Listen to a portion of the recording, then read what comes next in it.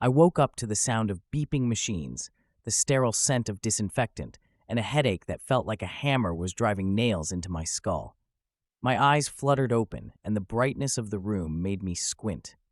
Everything was blurry at first, and the world felt distant, like I was underwater.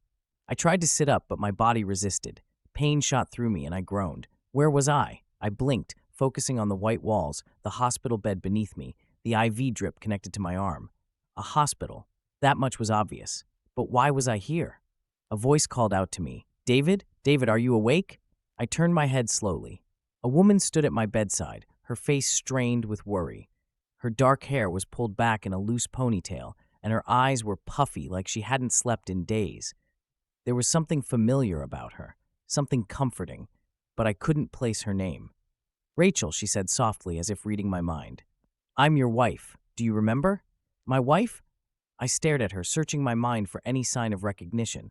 But all I found was emptiness. I swallowed hard, panic rising in my chest. My wife. I was married, and yet I had no memory of her. What happened? My voice came out raspy, foreign. You were in a car accident, Rachel explained, her voice shaky. You've been unconscious for days. The doctors, they said you have memory loss. You can't remember the last 5 years, David, but it's okay. We're going to get through this. 5 years? I felt a lump in my throat, my mind spinning. How could I have lost 5 years? I didn't even know where to start. My life, my marriage, everything I had built was suddenly a blank slate. Before I could ask anything else, another person entered the room. A man, tall with broad shoulders, wearing a hoodie and jeans, came up beside Rachel. He looked down at me with concern. Hey, buddy, he said, offering a strained smile. Glad to see you're awake. I stared at him, trying to place him too. His face was vaguely familiar, but it didn't click. Who was he? It's me, Marcus, he said, noticing my confusion. We've been friends for years. You don't remember? I blinked, forcing myself to accept the reality that I didn't remember these people who were clearly important in my life. The man, Marcus, sat down in the chair beside my bed while Rachel held on to my hand, her thumb gently stroking my skin. I felt overwhelmed, like the weight of everything was pressing down on me, suffocating me. My wife, my best friend, a life I didn't recognize. I didn't know where to start. Take it easy, Marcus said, his tone calming. You've been through a lot. The doctor said it'll take time, but we're here for you. You're not alone in this. I nodded, though the words felt hollow. I didn't even know what questions to ask. How could I not know my own wife? How could I not know my best friend? I felt like a stranger in my own life. As the days passed, the hospital became a blur of tests, doctor visits, and quiet moments where Rachel and Marcus tried to help me piece together my life. Rachel told me about our house, the vacations we took, the dinners with friends. Marcus shared stories about us watching games, going on fishing trips, even embarrassing moments that were supposed to jog my memory. But nothing stuck. It was like trying to grab at smoke. It slipped right through my fingers. The only constant was the hollow ache in my chest, the fear that I would never remember, that I was stuck living in someone else's life. I'd stare at Rachel sometimes, searching for that spark, that connection I knew should be there. She'd smile at me, talk to me like everything was normal, but I couldn't shake the feeling that something was off. Maybe it was the distance in her eyes or the way her touch felt unfamiliar. Marcus, on the other hand, was always around. He'd come by almost every day, chatting with the nurses, cracking jokes to lighten the mood.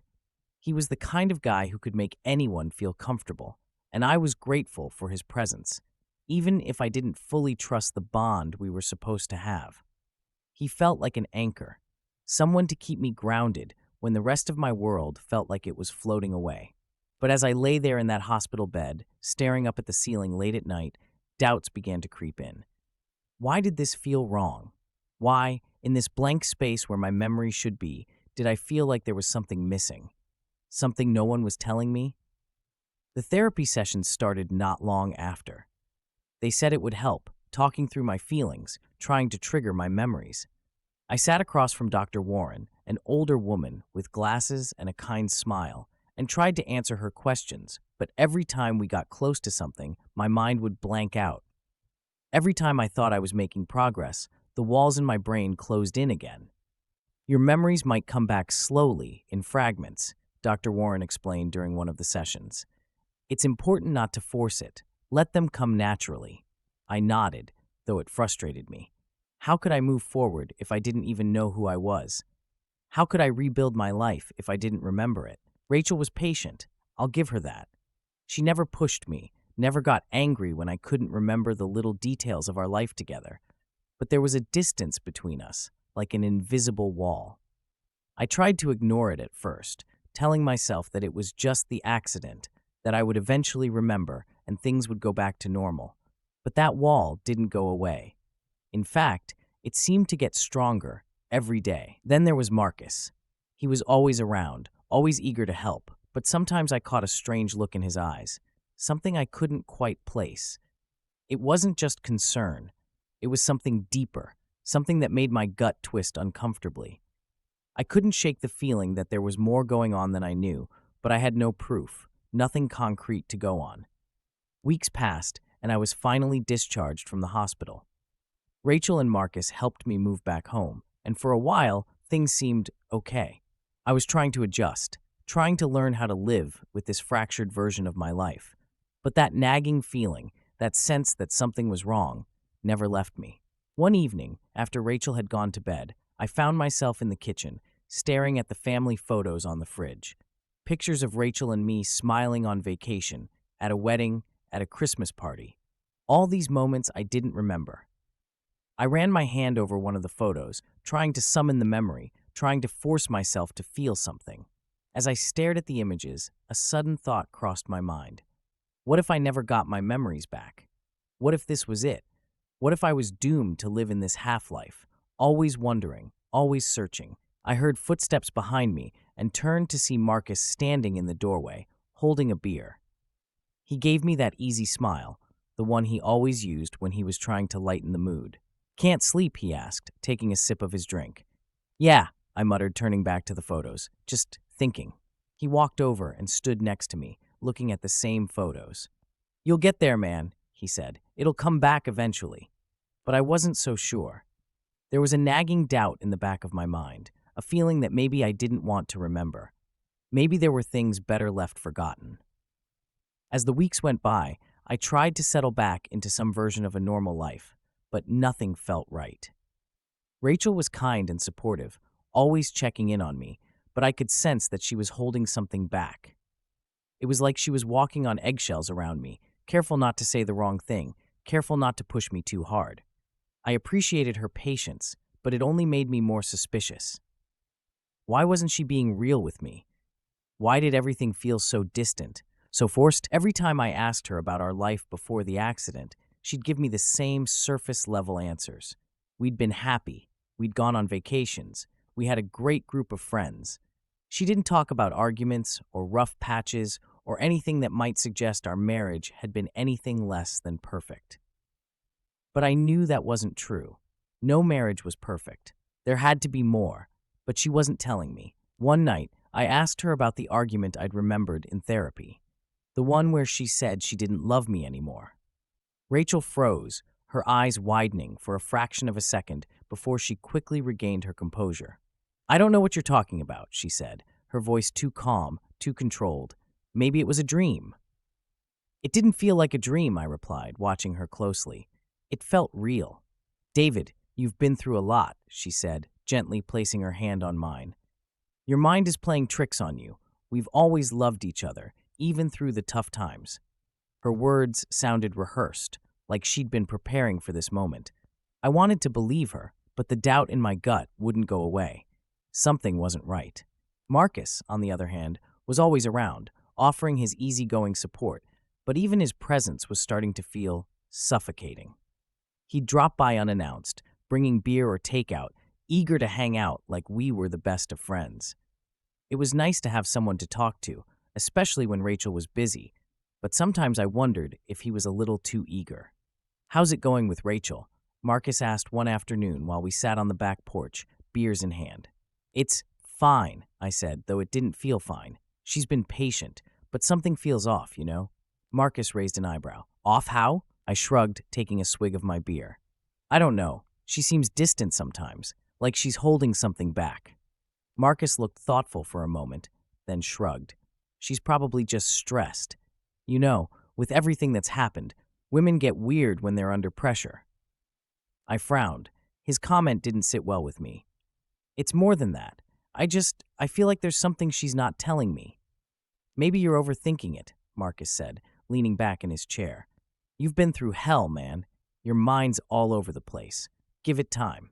I wanted to take his advice, but the more time passed, the more I felt like I was being kept in the dark. The fragments of memory that came back to me were scattered, disjointed, but one thing was clear. Rachel wasn't being entirely honest.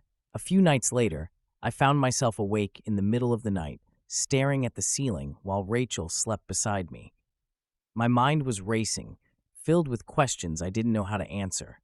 What wasn't she telling me? Was there something in our marriage that had gone wrong before the accident? And why did Marcus always seem to be so close to us, to her?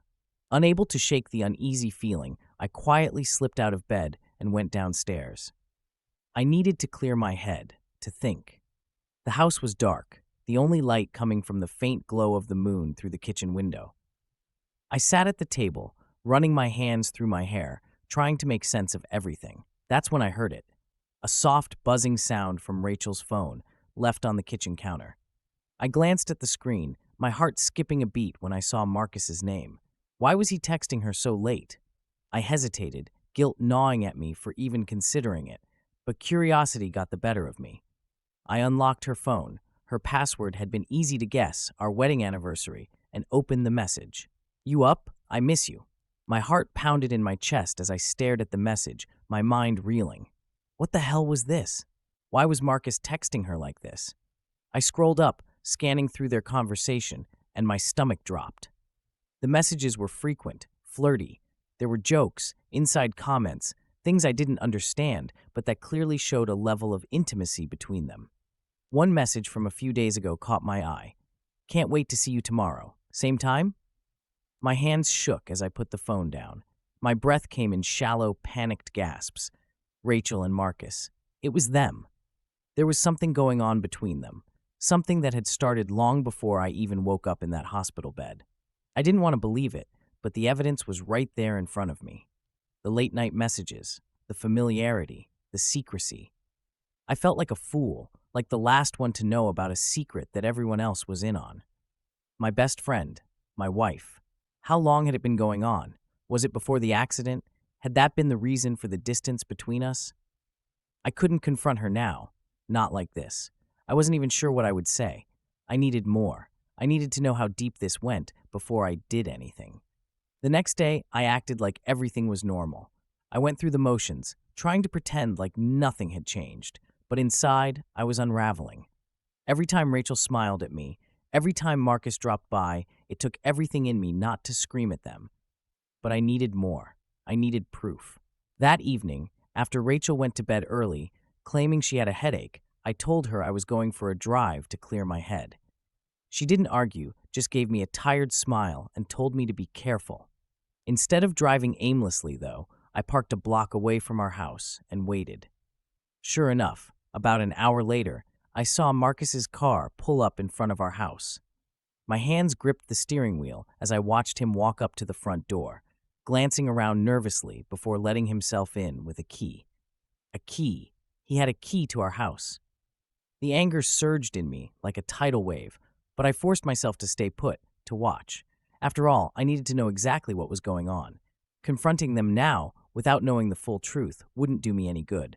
I sat there for what felt like hours, my mind racing, my heart pounding in my chest. I didn't want to believe it, but the truth was right there in front of me. My wife and my best friend, the two people I should have been able to trust the most. When Marcus finally left, I drove back to the house, my mind still spinning. I went inside quietly, listening to the stillness of the house. Rachel was already back in bed, asleep, or at least pretending to be. I didn't bother checking. I couldn't look at her. Not now. Instead, I went to the living room and collapsed onto the couch, burying my face in my hands. I felt like my whole world was crashing down around me. Everything I thought I knew was a lie. What was I supposed to do now? How could I confront them? How could I even begin to process this betrayal? As I sat there in the dark, The weight of it all pressing down on me, I realized there was no going back. This was it. The truth I had been searching for was right in front of me, and now I had to face it, no matter how much it hurt. The next morning, everything felt surreal, like I was moving through a fog. Rachel acted like nothing had happened, as if last night hadn't occurred, as if Marcus hadn't walked through our front door and spent hours in our home while I sat outside, too numb to act. She hummed softly while she made coffee, her movements calm and natural, like any other day. It took all my strength to keep up the charade. "Did you sleep well?" she asked, pouring herself a cup and offering me one. I shook my head, staring at her, wondering how long she had been lying to me. How long had she been sneaking around with Marcus? How long had she played the role of the caring wife while carrying on with my best friend behind my back? "No, I couldn't sleep," I said, my voice flat. "Too much on my mind." Rachel glanced at me, concern flickering across her face. "Maybe you should see Dr. Warren again. Talking to her seemed to help last time." I bit back the urge to lash out, to tell her that I knew, that I had seen everything. But I couldn't, not yet. I wasn't ready to confront the mess that had become my life, not until I had all the answers, and there was still so much I didn't know. "I'll think about it," I muttered, taking a sip of the coffee, though it tasted bitter in my mouth. Rachel watched me for a moment longer, then turned her attention back to the kitchen, moving about like nothing was wrong. But everything was wrong. My world was crashing down around me, and she was pretending like we were still this happy couple. It was sickening. I needed to know more. I needed to figure out exactly what had been going on, how deep this betrayal ran. So I decided to do something I never thought I would. I started keeping track. I began paying closer attention to Rachel's behavior, noting the times she would leave the house, the moments she would step away to take a phone call. I watched her closely, looking for any small detail that might give away her lies. It didn't take long before I started seeing the patterns. She would disappear for an hour or two, claiming to run errands, but she always came back with empty hands, no shopping bags, no groceries. Sometimes she'd be gone longer, always with some vague excuse about meeting a friend or grabbing lunch, but it never added up. Then there were the phone calls. She'd step into another room, lowering her voice just enough that I couldn't make out the words, but I could feel the tension in her tone, the way she spoke quickly, nervously, like she was afraid of being overheard. And when she'd come back, her smile would be tight, forced. It wasn't just Rachel, though. Marcus was part of this too. He still dropped by often, still acted like my best friend, like he wasn't the one who had betrayed me in the worst way possible. I had to pretend like nothing had changed, like I wasn't seething with rage every time I looked at him. But as I watched them, I began to notice something strange, something I hadn't expected. It wasn't just that Rachel and Marcus were sneaking around behind my back. There was something more, something deeper. I started picking up on the little things, the way Marcus would glance at Rachel when he thought I wasn't looking, the way Rachel would nervously check her phone when he was around. It wasn't just an affair. It was something darker, something that seemed to go beyond mere infidelity. The realization hit me like a punch to the gut. They weren't just having an affair. They were planning something. I didn't know what, but the way they acted, the way they spoke in hushed tones and exchanged secretive glances, it was clear they were hiding something bigger. My mind raced with possibilities. Were they planning to leave me, run away together, or was it something worse? I felt like I was losing control, like I was trapped in a nightmare I couldn't wake up from. And the more I thought about it, the more paranoid I became. Every word, every glance, every touch between them felt like a threat, like a ticking time bomb. I couldn't stand it anymore. I had to confront one of them, had to figure out what the hell was going on before I drove myself insane. But I wasn't ready to face Rachel, not yet. I needed to start with Marcus, needed to get him alone and see if I could get the truth out of him. So the next time he came over, I suggested we go for a drive. He seemed surprised at first, but then shrugged and agreed. We climbed into the car, and I drove aimlessly for a while, trying to calm the storm raging inside me, trying to figure out how to start the conversation without tipping my hand too soon. Marcus glanced over at me after a few minutes of silence. You all right, man? You've been quiet. I clenched the steering wheel, keeping my eyes on the road. I've been thinking a lot, I said carefully, about everything, about life before the accident. There are still so many things I can't remember. Marcus shifted uncomfortably in his seat. Yeah, I can imagine that must be tough, but you're making progress, right? I guess, I replied, my voice tight. But there's something that's been bothering me, something I can't shake. What's that? He asked, his tone casual, but I could hear the edge in his voice. I remember things, fragments, pieces of arguments I had with Rachel, things that don't add up. I glanced at him, watching his reaction. Do you know anything about that? About what was going on between us before the accident? Marcus's jaw tightened, and he shifted in his seat again. I mean, every couple argues, right? That's normal. But you guys were solid, as far as I could tell. I could feel the anger bubbling up inside me, but I forced myself to stay calm. Were we? I asked, my voice low. Because it doesn't feel like it. It feels like there's something more, something no one's telling me. Marcus didn't respond right away. He stared out the window, his hands fidgeting in his lap. Finally, he sighed. Look, man, I don't know what you're getting at, but you're overthinking things. Rachel loves you. She's been through a lot too, you know? Just give her some time. I pulled the car over to the side of the road, turning to face him. Don't bullshit me, Marcus. I know something's going on between you and Rachel. His face went pale, and for a moment I thought he might deny it, try to weasel his way out of the situation. But instead, he just sighed and ran a hand through his hair. David, it's not what you think. Really? I snapped, my hands gripping the steering wheel so tightly my knuckles turned white. Because from where I'm standing, it looks like you've been screwing my wife behind my back. Marcus looked down at his hands, his face contorted with guilt. It's complicated, he muttered. Complicated? I repeated, my voice rising. You're my best friend, Marcus. You were supposed to have my back. And instead, you've been lying to me, sneaking around with Rachel. How the hell is that complicated? He didn't respond for a long time. I could see the conflict in his eyes, the way he was struggling with what to say. Finally, he looked up at me, his expression pained. It didn't start like that. I didn't mean for it to happen. Then how did it happen? I demanded, my voice shaking with anger. It just happened, Marcus said, his voice barely above a whisper. You and Rachel, you were going through a rough patch before the accident. She was feeling lonely, and I was there for her. One thing led to another, and I'm sorry, man. I know I screwed up. I stared at him, my mind racing, my heart pounding in my chest. It felt like a knife had been driven into my back, twisting with every word he spoke. I had suspected it for so long, but hearing him admit it was like a punch to the gut. And you think that makes it okay? I growled. That just because we were having problems, you had the right to swoop in and comfort her? How long has this been going on, Marcus? He didn't answer, just stared down at his hands, his guilt written all over his face.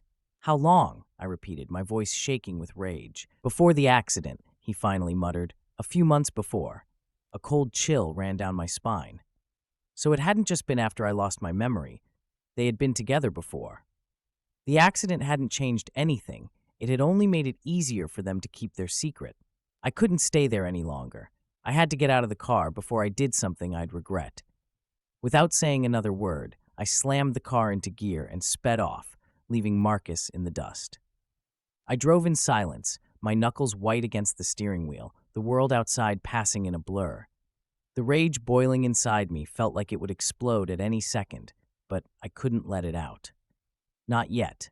I couldn't believe this was my life, that everything I thought I knew was a lie.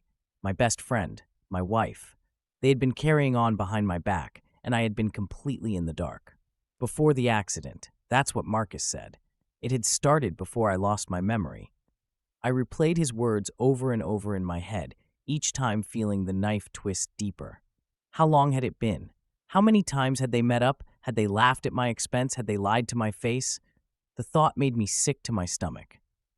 I drove without a destination in mind, trying to outrun the truth, but it was no use. The betrayal clung to me, heavy and suffocating. I wanted to scream, to punch something, to make them feel the pain I was feeling. But I knew none of that would fix this. None of it would change the fact that my marriage was over. that my friendship with Marcus was a joke. Eventually, I found myself parked in a random lot by the waterfront. I turned off the engine and just sat there, staring out at the dark water, the waves crashing against the rocks. It was the only sound besides my own labored breathing. I couldn't avoid it any longer. I had to confront Rachel. I had to hear it from her, even though I already knew the truth. I wasn't sure if I was ready, but what choice did I have? I couldn't keep living in this lie.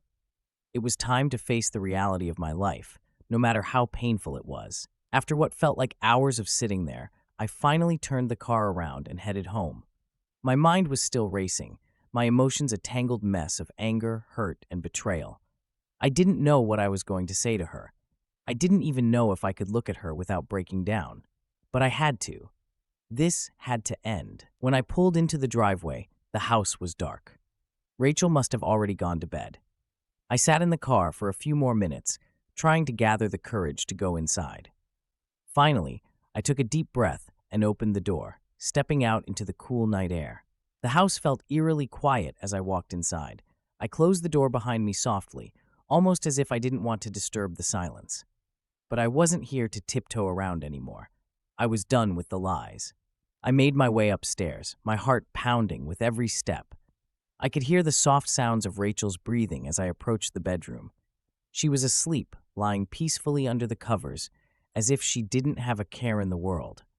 As if she hadn't been betraying me for months. For a moment, I just stood there, staring at her. How could she do this? How could she lie to my face every single day and still sleep like nothing was wrong? I couldn't take it anymore. "Rachel," I said, my voice barely a whisper at first, then louder. "Rachel." She stirred, blinking her eyes open and looking up at me. "David?" she mumbled, confused. "What's going on? Why are you standing there like that?" "I know," I said, my voice shaking. "I know about you and Marcus." The color drained from her face instantly. She sat up in bed, her eyes wide, her mouth opening and closing like she was trying to find the right words but couldn't. For a few agonizing seconds, the only sound was the ticking of the clock on the nightstand. "David, she started, but I cut her off. "Don't," I said, my voice cracking. "Don't lie to me. I've already talked to Marcus. He told me everything." She froze, her eyes welling up with tears. "I'm so sorry," she whispered, her voice barely audible. "Sorry?" I laughed bitterly. "You're sorry? You've been lying to me for months, Rachel. You've been sneaking around with my best friend, and you're sorry?" "I didn't mean for it to happen," she said, her voice trembling.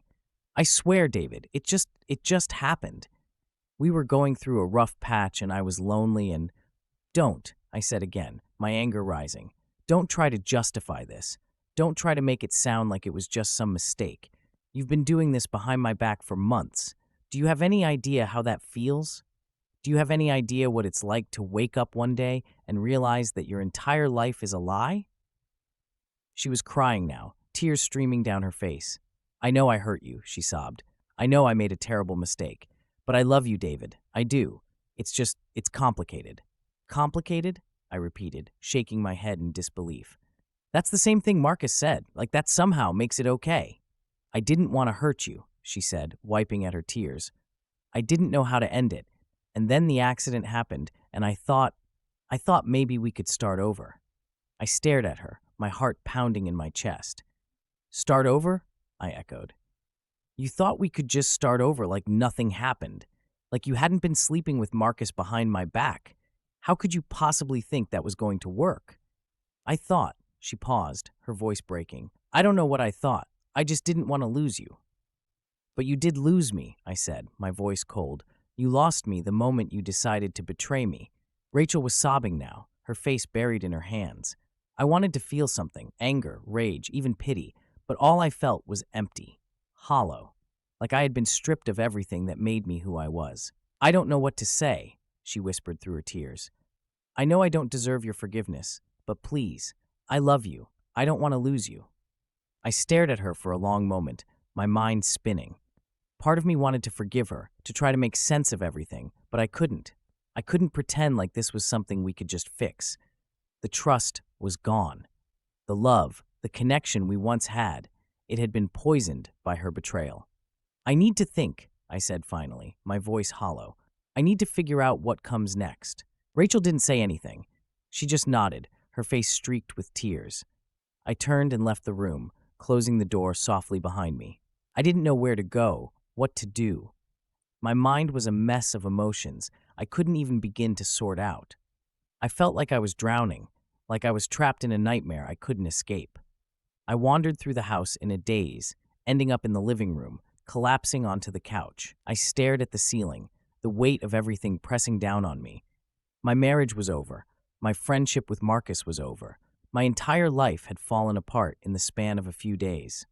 But I couldn't break. Not yet. I needed to figure out what came next.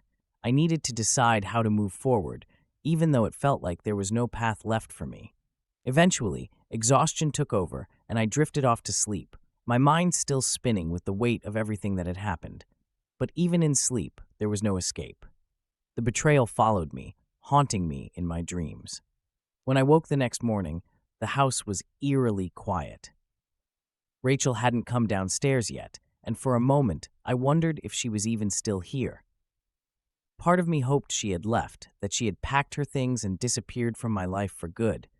But when I went back upstairs, I found her still in bed, staring blankly at the wall, as if she didn't know how to move forward either. I didn't say anything to her. I couldn't. Not yet. I needed space. I needed time. I needed to figure out how to pick up the pieces of my shattered life. The days that followed felt like they bled into one another.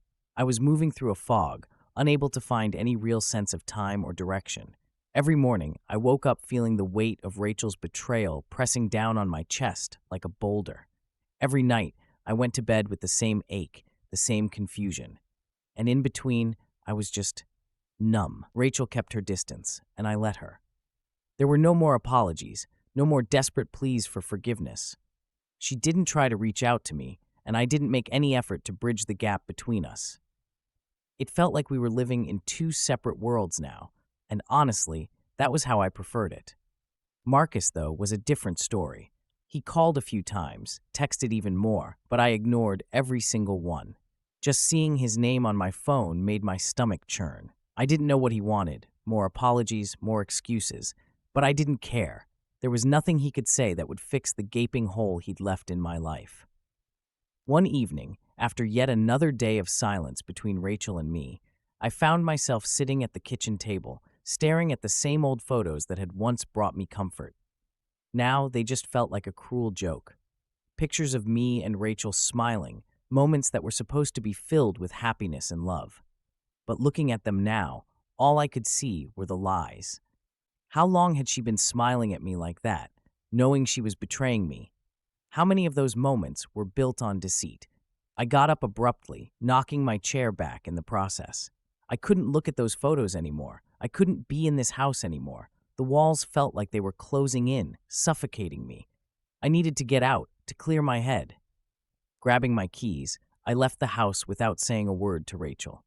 The cool evening air hit me as soon as I stepped outside, but it didn't do much to calm the storm raging inside me. I got in the car and started driving, not caring where I ended up. I just needed to move, to be anywhere but that house. Before I knew it, I found myself pulling up to the bar where Marcus and I used to hang out. It was our spot, a place where we could unwind, laugh, and talk about everything and nothing. The thought of it made my skin crawl now, but for some reason, my subconscious had brought me here. Maybe because, deep down, I still needed answers, or maybe because I wanted to confront Marcus one last time. I pushed open the door to the bar, and the familiar scent of stale beer and fried food hit me. The place was dimly lit, filled with the usual mix of regulars and strangers. I spotted Marcus sitting at our usual table in the corner, nursing a drink. It was like he knew I'd show up. For a moment, I considered turning around and walking right back out, but the anger inside me wouldn't let that happen. I needed to finish this. I needed to face him.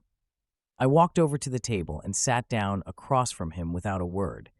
He looked up at me, surprised but not entirely shocked. He must have sensed this confrontation was coming. "David," he started, his voice cautious, as if he were approaching a wounded animal. "I didn't think you'd... I don't want to hear any more of your excuses." I cut him off, my voice low and cold. "I didn't come here for that." Marcus sighed, rubbing his face with one hand. "I don't know what to say, man. I'm sorry. I know that doesn't fix anything, But I am. I never wanted this to happen. I stared at him, my jaw clenched. Then why did it? If you never wanted it to happen, why did you keep going? Why did you keep lying to me? You were my best friend, Marcus. You were supposed to be someone I could trust. He looked down at his drink, his fingers tracing the rim of the glass. I don't know. I don't have a good answer. Rachel and I, things just spiraled. I didn't mean to hurt you. I never wanted to be in this situation. Spiraled? I repeated bitterly. That's what you call it? Spiraled? You slept with my wife, Marcus. You didn't spiral. You made a choice. I know, he said quietly, and I hate myself for it. You have no idea how many times I wanted to come clean, to stop it all. But then the accident happened, and everything got so messed up. I didn't know what to do. I was scared. Scared? I laughed, but there was no humor in it. You were scared? You weren't the one waking up in a hospital bed with no memory of the last 5 years. You weren't the one who had to piece together that their entire life had been a lie. What the hell were you scared of, Marcus? He flinched at my words, but I didn't stop. I couldn't stop. You know what hurts the most? I continued, my voice shaking with barely controlled rage. It's not even that you and Rachel had an affair. It's that you stood there, day after day, pretending to be my friend. You let me think you were there for me while you were screwing my wife behind my back. How the hell am I supposed to move on from that? How do I even begin to trust anyone again? Marcus didn't say anything. He just sat there, his face etched with guilt. But guilt wasn't enough. It didn't change what he had done. Nothing would change that. I don't know how you do, he admitted finally. And I don't expect you to forgive me. I know I've lost you, David. I know I've destroyed everything. I leaned back in my chair, staring at him, trying to make sense of the person in front of me. This was the same guy I had trusted with everything, the same guy who had been there for me through thick and thin. And now he was a stranger, a liar, a coward. I think you should leave, I said quietly, but there was a finality in my voice. For good, I don't want to see you again. Marcus looked up at me, his eyes filled with pain. David, I mean it, I interrupted, standing up. I don't care where you go or what you do, but I'm done with you. I don't ever want to hear from you again. Stay away from me. Stay away from my life. Just disappear. He didn't argue. He didn't try to fight it. He just nodded, defeated. Okay, he whispered. I'll go. I didn't wait for him to leave. I turned and walked out of the bar, my heart pounding in my chest. The cold night air hit me like a slap to the face, but I didn't stop. I kept walking, trying to put as much distance between myself and that place as possible. For the first time since the accident, I felt like I had taken some control back. But it wasn't enough. Confronting Marcus had given me some closure, but the hole inside me was still there, gaping and raw. I still didn't know what to do about Rachel, about my marriage, about the life that had been shattered beyond repair. When I got home, the house was quiet again. Rachel was still upstairs, probably wondering where I had gone. I didn't go up to see her. Instead, I sat in the living room, staring at the darkened windows, my mind a whirlwind of thoughts. I knew what I needed to do. I couldn't stay here. I couldn't pretend like things could ever go back to the way they were. My marriage was over, and it had been long before the accident. Rachel had made her choice, and now I had to make mine. In the morning, I packed a bag. I didn't take much, just the essentials. Rachel came downstairs as I was finishing up, her eyes red and puffy like she hadn't slept all night. She stood in the doorway, watching me with a mixture of fear and sadness. David, what are you doing? She asked, her voice trembling. I'm leaving, I said simply, not looking at her. Leaving? Her voice cracked. Where are you going? I don't know, I admitted, but I can't stay here anymore, Rachel. I can't pretend like this is fixable. She stepped forward, her eyes pleading. Please don't go. We can figure this out. We can go to counseling. We can work through this. I shook my head. It's too late for that. You and Marcus, you destroyed us. There's nothing left to fix. She broke down in tears again, but I didn't stay to watch. I couldn't. I grabbed my bag and walked out the door, leaving her behind. The life we had built together, the life I had once believed in, was gone. And now it was time to figure out what came next, on my own. I drove for hours after leaving the house, not sure where I was going or what I was searching for. My mind was a mess, filled with memories of Rachel, of Marcus, of everything I thought my life had been. The bag in the back seat was all I had now, a few clothes and essentials. Everything else I left behind. The house, the life, the dreams we had once shared. I didn't want any of it anymore. It all felt tainted, ruined beyond repair. Eventually, I found myself at a motel just outside of town. It was the kind of place you went when you didn't want anyone to find you, where people came to disappear. It seemed fitting. I checked in with a weary nod to the clerk at the desk, paid in cash, and found my room at the far end of the building. It was small, dingy, but it didn't matter. It wasn't home, and that was the only thing that mattered. As soon as I sat down on the edge of the bed, the exhaustion hit me all at once. My body felt heavy, my mind completely drained. I stared at the walls, trying to process everything that had happened, but it was too much. It was like trying to sort through a storm, the pieces of my life scattered in every direction, impossible to gather. I didn't even know where to start. My marriage was over. My best friend was gone. Everything I thought I knew, everything I had built my life around had crumbled into dust. I didn't know who I was anymore. I didn't know what was real and what wasn't. I felt like I had been living someone else's life, like I had been playing a role I didn't even realize I was cast in. I lay down on the bed, staring up at the ceiling, and for the first time since the accident, I let myself cry. The tears came slowly at first, just a few drops, but soon they were pouring out of me, like a dam had burst inside. I didn't even know what I was crying for anymore. My broken marriage, the betrayal of my best friend, the loss of the life I thought I had. Maybe it was all of it. Maybe it was none of it. All I knew was that I felt empty, like everything that had once filled me had been taken away. I cried until there were no tears left, until I was just lying there, staring blankly at the ceiling, my body numb. I didn't feel better, but I felt something. Maybe it was the first step toward healing. Maybe it was just the last step toward complete surrender. I didn't know, and I didn't care. All I knew was that I couldn't go back. I couldn't pretend like any of this could be fixed. The next few days passed in a blur. I stayed at the motel, not really doing anything, not really going anywhere. I just existed. I ate when I remembered to, slept when I could, but mostly I just sat there, staring at the walls, trying to figure out what my next move was.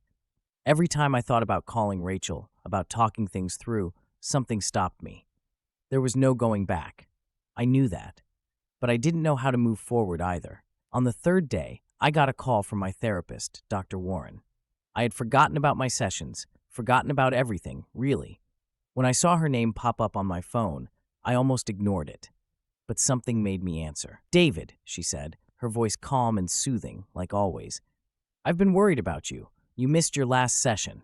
"I'm sorry," I muttered, not sure what else to say. "A lot's been going on." "I gathered that," she said gently. "Do you want to talk about it?" For a second, I almost hung up. I didn't want to talk about it. Not to her, not to anyone. But then, something in her voice stopped me. Maybe I needed to talk. Maybe I needed to say it all out loud to someone who wasn't involved, someone who wasn't part of the mess. So I told her.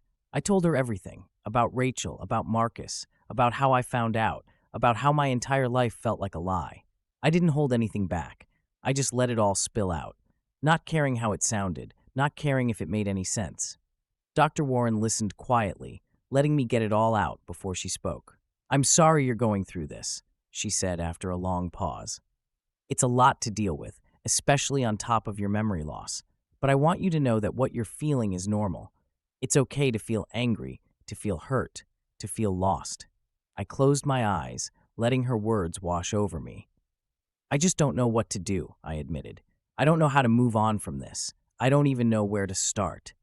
"It's not something you have to figure out all at once," she said. "Moving on isn't about forgetting what happened. It's about accepting it and finding a way to live with it. And that takes time. You've already taken the first step by leaving a situation that was hurting you. Now, you just have to take it one day at a time." One day at a time. It sounded simple, but I wasn't sure if I was strong enough for that. Still, there was no other option. I couldn't go back. I couldn't change what had happened. All I could do was try to move forward. "Thanks, Dr. Warren," I said quietly. "I'll try." "That's all you can do," she replied. "And if you need someone to talk to, I'm here." After we hung up, I sat there for a long time, staring at the phone in my hand. Maybe she was right. Maybe this was just the beginning of something new. It didn't feel like it right now, but I had to believe that it would get better. That eventually I'd figure out who I was without Rachel, without Marcus, without the life I thought I had. I started small, just like Dr. Warren had suggested. I went for walks, exploring the area around the motel, trying to clear my head. I didn't think about Rachel, didn't think about Marcus. I just focused on putting one foot in front of the other, on breathing, on getting through the day. One day turned into two, then three, and slowly I started to feel like I could breathe again. The pain was still there, the hurt and betrayal, but it wasn't all consuming anymore. It was just a part of me, something I had to carry with me, but something I could live with. One afternoon, while I was out on one of my walks, I found myself at a small coffee shop on the edge of town. It was quiet, not many people around, and I decided to go inside. I hadn't had a real meal in days, and the smell of freshly brewed coffee and baked goods was enough to draw me in. As I sat there, sipping my coffee, I realized that maybe this was what I needed. Not to figure everything out, not to solve all the problems at once, but just to take it slow. To allow myself the space to heal, to breathe, to find out who I was again, without all the weight of the past dragging me down. I didn't know where it would lead, or how long it would take, but for the first time in a long time, I felt like I could see a way forward, a way out of the fog. And that was enough for now. That had to be enough. One day at a time.